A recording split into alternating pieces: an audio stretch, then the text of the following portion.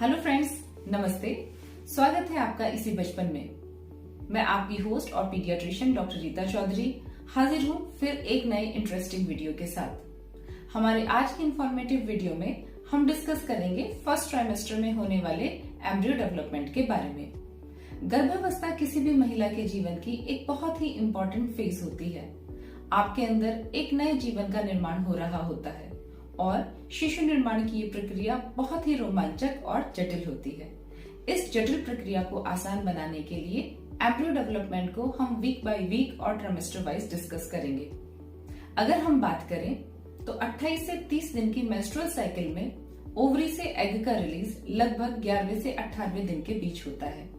Ovary से release ये egg सीधे गर्भनलिका या फिर फैलोपियन ट्यूब में प्रवेश करता है और सिर्फ 12 से 18 घंटे तक ही एक्टिव रहता है। इसीलिए आपको कंसीव करने के लिए अपनी मेंस्ट्रुअल साइकिल के 11वें से 18वें दिन के बीच लगभग हर ऑल्टरनेट डे संपर्क स्थापित करने की सलाह दी जाती है। हजारों शुक्राणुओं या फिर स्पर्म में से एक ही स्पर्म इस रिलीज्ड एग को फर्टिलाइज या फिर निषेचित कर पाता है और फर्टिलाइजेशन की ये प्रक्रिया फैलोपियन ट्यूब में होती है और इस फर्टिलाइज्ड एग को अब हम जाइगोट कहते हैं। डेवलपमेंट की 3 स्टेजेस होती हैं: जर्मिनल स्टेज, एम्ब्रियोनिक स्टेज या embryonic period and thirdly foetal period या फीटल स्टेज। फर्टिलाइजेशन के बाद पहले 2 हफ्ते जर्मिनल स्टेज होती है। तीसरे हफ्ते से लेकर 8वें हफ्ते तक एम्ब्रियोनिक स्टेज या एम्ब्रियोनिक पीरियड होता है और 9वें हफ्ते से लेकर जन्म तक फीटल पीरियड होता है। जर्मिनल स्टेज में फर्टिलाइज्ड एग जो कि जाइगोट कहलाता है, कंसेप्शन के 24 से 36 घंटे के बाद ही माइटोसिस प्रोसेस के द्वारा 2, 4, 8 और फिर 16 कोशिकाओं में विभाजित होता हुआ गर्भाशय की दीवार में प्रत्यारोपित या इम्प्लांट हो जाता है। फिर ये कोशिकाएं 2 सेल मास में डिवाइड हो जाती हैं, आउटर सेल मास और inner cell mass. Outer cell mass से प्लेसेंटा का डेवलपमेंट होता है और इनर सेल मास से एम्ब्रियो डेवलपमेंट स्टार्ट हो जाता है। 16 सेल स्टेज की सॉलिड बॉल लाइक स्ट्रक्चर मॉरुला कहलाती है। इसके बाद ये सेल्स पेरिफ्री पर अरेंज होना शुरू हो जाती हैं और सेंटर में एक हॉलो कैविटी का निर्माण होता है। ये हॉलो मास लाइक स्ट्रक्चर अब ब्लास्टुला कहलाती है। इसके बाद सेल डिफरेंशिएशन शुरू हो जाता है और इंटरनल कैविटी एक फ्लूइड से भर जाती है। अब यह ब्लास्टोसिस्ट कहलाती है। ब्लास्टोसिस्ट 3 परतों का बना हुआ होता है। बाहरी परत को एक्टोडर्म कहते हैं, जिससे कि स्किन और नर्वस सिस्टम का डेवलपमेंट होता है। मध्य परत को मेसोडर्म कहते हैं, जिससे कि मस्कुलर सिस्टम और स्केलेटल सिस्टम का डेवलपमेंट होता है। आंतरिक परत को एंडोडर्म कहते हैं, जिससे कि डाइजेस्टिव सिस्टम और रेस्पिरेटरी सिस्टम का डेवलपमेंट होता है।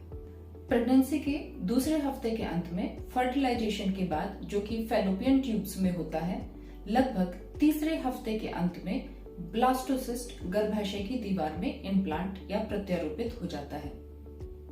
अब यह एम्ब्रियो कहलाता है और इसके बाद एम्ब्रियोनिक स्टेज या एम्ब्रियोनिक पीरियड की शुरुआत होती है। 4th वीक में प्लेसेंटा और एमनियोटिक फ्लूइड बैग का निर्माण शुरू हो जाता है।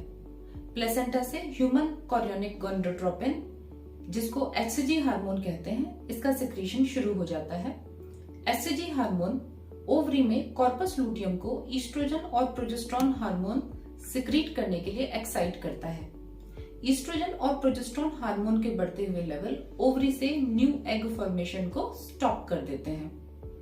ईस्ट्रोजन और प्रोजेस्टेरोन के बढ़ते लेवल के कारण प्लेसेंटा की ग्रोथ में भी सहायता होती है। प्लेसेंटा ब्लड से ऑक्सीजन और न्यूट्रिएंट शिशु तक पहुंचाता है, वहीं दूसरी ओर एमनियोटिक फ्लूइड बैग शिशु को गर्भ के अंदर बाहरी आघातों से बचाता है। ईस्ट्रोजन और प्रोजेस्टेरोन के लेवल्स गर्भाशय और प्लेसेंटा की ग्रोथ में हेल्प करते हैं। 4th वीक में एम्ब्रियो के अंदर ऑप्टिक नर्व और लेंस का निर्माण भी शुरू हो जाता है।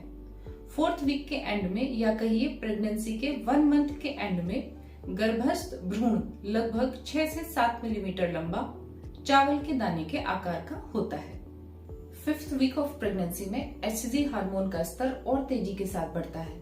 बढ़ते हुए एचसीजी लेवल ओवरी से एग रिलीज को स्टॉप कर देते हैं, जिसकी वजह से आपके पीरियड मिस हो जाते हैं। पीरियड का मिस होना आपकी प्रेगनेंसी का पहला लक्षण हो सकता है। 5वें हफ्ते में शिशु सी के आकार का टेडपॉल के जैसा दिखाई देता है। जिसमें आगे की तरफ एक अविकसित सर और पीछे की तरफ पूंछ जैसी रचना होती है। यह पूंछ जैसी संरचना बढ़ती हुई रीढ़ की हड्डी होती है। 5वें हफ्ते में तंत्रिका ट्यूब या फिर न्यूरल ट्यूब का विकास भी तेजी से होता है। इस न्यूरल ट्यूब से मस्तिष्क, रीढ़ की हड्डी और नसों का निर्माण शुरू हो जाता है। 5वें हफ्ते में शिशु का दिल भी बनने लगता है। इसके साथ ही intestine, kidney, urinary bladder, pancreas, liver का फॉर्मेशन भी शुरू हो जाता है। 6 वीक ऑफ प्रेगनेंसी में शिशु की धड़कन आ जाती है। आपका पहला यूएसजी स्कैन भी 6 वीक पर एडवाइस किया जाता है। यह ट्रांसवेजाइनल रूट के द्वारा किया जाता है। इसमें शिशु की धड़कन को साफ सुना जा सकता है। शिशु के हाथ और पैरों के उभार भी आने लगते हैं। साथ ही हार्ट 4 चैम्बर में डिवाइड होकर ब्लड को पंप करना शुरू कर देता है। चेहरे में आंख, नाक, जबड़े, गाल और ठुड्डी की संरचना बनने लगती है। 7th वीक ऑफ प्रेगनेंसी में सर और चेहरे के एरिया का डेवलपमेंट तेजी के साथ होता है। सर के दोनों तरफ कानों के उभार आने लगते हैं। आंखें विकास के शुरुआती चरणों में होती हैं। बच्चे की स्किन पेपर के जितनी पतली होती है, जिसके आर पार देखा जा सकता है। साथ ही डाइजेस्टिव ग्लैंड और अपेंडिक्स की फॉर्मेशन भी 7th वीक ऑफ प्रेगनेंसी में शुरू हो जाती है। 8वें हफ्ते की प्रेगनेंसी में बच्चे के हाथ और पैर पेडल के जैसे दिखाई देते हैं और तेजी के साथ लंबे हो रहे होते हैं। हालांकि अभी इनमें उंगलियों की संरचना स्पष्ट नहीं होती है। आंखों के रेटिना और शिशु की हड्डियों की फॉर्मेशन भी शुरू हो जाती है। आंतों और गुर्दों का विकास भी होने लगता है। मस्तिष्क और चेहरा आकार ले रहा होता है क्योंकि ऊपरी जबड़ा और नाक की संरचना बनने लगती है। 8वें हफ्ते के अंत तक आपका शिशु एम्ब्रियो यानी भ्रूण के नाम से जाना जाता है, जिसके बाद इसको हम फीटस कहते हैं और फीटल पीरियड की शुरुआत हो जाती है। 8वें हफ्ते के अंत में शिशु का आकार 1.7 इंच लंबा और राजमा के दाने के जैसा होता है। 9th वीक ऑफ प्रेगनेंसी में शिशु की बाजुएं, टांगे, उंगलियां, हड्डियां और मांसपेशियां तेजी के साथ बन रही होती हैं। शिशु अपने नन्हे हाथों को मोड़ सकता है। स्वाद ग्रंथियों का निर्माण भी शुरू हो जाता है। 9th वीक पर शिशु की धड़कन यूएसजी डिवाइस डॉपलर के द्वारा साफ सुनी जा सकती है। रीढ़ की हड्डी के डेवलपमेंट के कारण बच्चे की पूंछ जैसी संरचना गायब हो जाती है। गुप्तांगों का निर्माण शुरू हो जाता है और इस समय बच्चे का सर बाकी शरीर की तुलना में काफी बड़ा दिखाई देता है। प्रेगनेंसी के 10वें हफ्ते में हार्ट फॉर्मेशन कंप्लीट हो जाती है। शिशु की नन्ही उंगलियों में नाखून आने लगते हैं। साथ ही शिशु अपनी बाजुओं और टांगों को शोल्डर और हिप्स जॉइंट पर ठीक प्रकार से मूव कर पाता है। बच्चे के पेट की मांसपेशियां भी आकार ले रही होती हैं। साथ ही गुर्दा, लीवर, आंतें और मस्तिष्क अपना कार्य शुरू कर देते हैं। 11th वीक ऑफ प्रेगनेंसी में शिशु के यौन अंग पूरी तरीके से डेवलप हो जाते हैं। साथ ही मसूड़ों में दूध के दांतों का पहला अंकुर आ जाता है। शिशु अच्छे तरीके से निगलना सीख लेता है। शिशु की उंगलियां अब एकदम अलग अलग दिखाई देने लगती हैं और उसकी हड्डियां सख्त और मजबूत हो रही होती हैं। साथ ही उसके शरीर पर बाल भी आने लगते हैं। शिशु का चेहरा अब काफी विकसित हो चुका होता है, जो कि अब 11वें हफ्ते के अंत पर एकदम इंसान की शक्ल के जैसा दिखाई देता है। 12th वीक ऑफ प्रेगनेंसी में शिशु की आंखें जो पहले दूर दूर थी, अब पास पास आ जाती हैं। शिशु की किडनी काम करने लगती है और उसमें यूरिन फॉर्मेशन शुरू हो जाता है। डाइजेस्टिव सिस्टम भी वर्किंग हो जाता है। शिशु के फिंगरनेल काफी क्लियर हो जाते हैं और पतली सी दिखने वाली स्किन अब काफी सामान्य दिखाई देने लगती है। लीवर से आरबीसी फॉर्मेशन शुरू हो जाती है। बॉडी में डब्ल्यूबीसी की सिंथेसिस भी शुरू हो जाती है।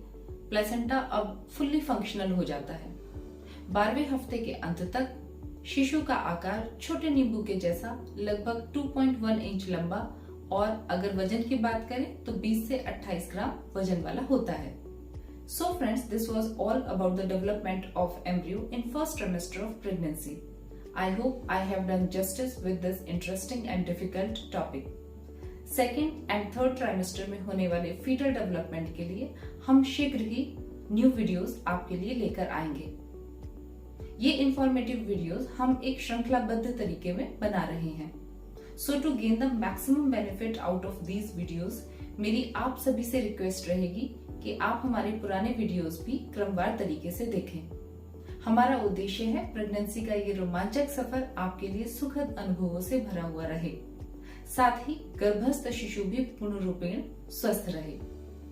अगर आपको ये वीडियोस पसंद आए तो इनको लाइक और शेयर करें, साथ ही इसी बचपन चैनल को सब्सक्राइब करें। बेल आइकन को हिट करना ना भूलें ताकि रेगुलर नोटिफिकेशंस आपको समय समय पर मिलते रहें। तो मिलते हैं कुछ समय के बाद फिर एक और नई इंटरेस्टिंग वीडियो के साथ। तब तक के लिए सादर प्रणाम, नमस्कार।